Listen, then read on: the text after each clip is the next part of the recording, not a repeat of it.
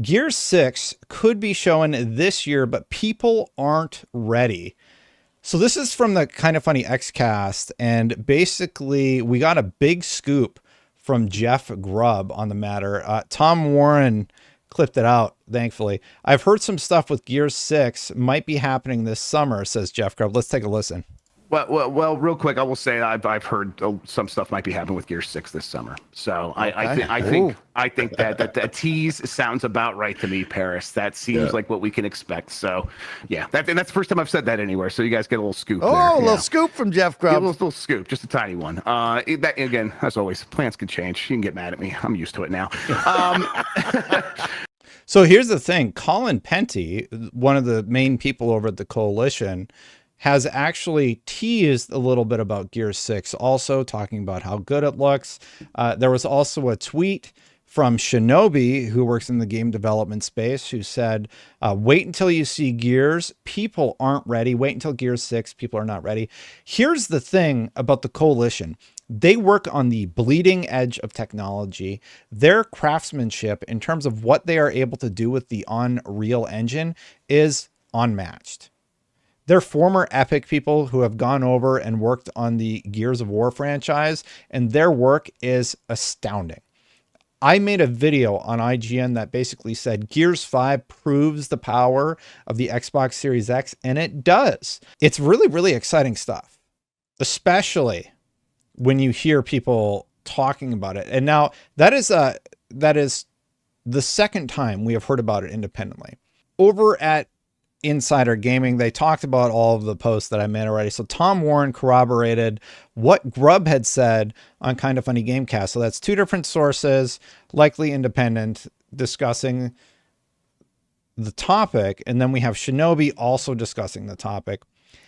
One thing that they left out, this is from Tom Lumen, and one of the coolest pieces of tech is variable rate shading.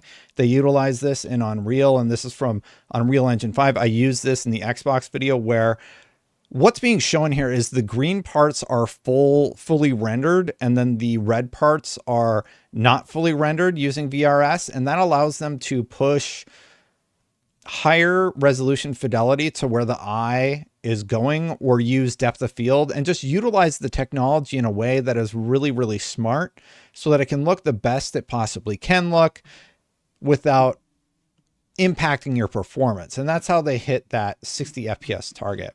Now, I've been liking all sorts of stuff lately, and there was the article because Colin discussed it a little bit, like very briefly. So this is the technical art director at the Coalition. He doesn't tweet a ton, so it shouldn't be too hard to find. He worked on Simpsons Hit and Run, talked about how Star Wars was a great game. And then he just briefly mentioned Gears. He said, wait until Gears or something like that. Colin Penty did something. Maybe he took it down, but I was very, very excited when I saw him teasing Gears or wait until you see Gears or something like that. So overall, very, very stoked. And I do hope that they continue on that. Phil Aroni, thank you so much for the $2. Let's not forget what Gears 1 did for the 360. Absolutely. Gears 1 was very important to the OG box. Absolutely agree with that sentiment. I'm more concerned with which oddly given choice they'll canonize in Gears 6. Yeah, that's a good point. Like, which ending is the real one, right? And this is the Windows Central report where Sarah Bond, her internal emails came out together. And this is the one I didn't include, but you can go check the full thing out over on Windows Central right now. It's been nearly 6 months since we came together as an organization. Our collective achievements in that time frame are tremendous. Everyone should feel incredibly proud of what we've achieved and excited about the opportunities ahead, Sarah said. We are moving full speed ahead on our next generation hardware, focused on delivering the biggest technological leap ever in a generation. So there's two minds to what's been going on in Xbox. One, I think the messaging has been muddled. Xbox has had mixed messaging. Jez Corden has required reading, in my opinion. It was this piece on Xbox's growing pains and its strange future, where he really does a good job of laying out why players are concerned. And that was the one thing on Twitter. Sometimes like you can't parse the yelling and figure out like, I don't get where you're coming from. And It was the same thing when I was like at it with PlayStation fanboys. And I'm like, I don't understand why you're okay with your games being raised to $70 when, you know, Xbox is 60 and everybody else is 60. And, you know, these companies are raising to 70. Now I don't get why you're cool with it. And what the consensus seemed to be was, well, they're cool with it because they know they're getting great games. Now with Xbox has had muddled messaging for a while now. Destin expects more out of Xbox than any other platform. So Lord Rabbit, I think you're right, honestly, because the one thing Xbox has had trouble with is releasing great first-party exclusives consistently. I have 450 hours in Halo Infinite, right? I have 200 hours in Forza Motorsport.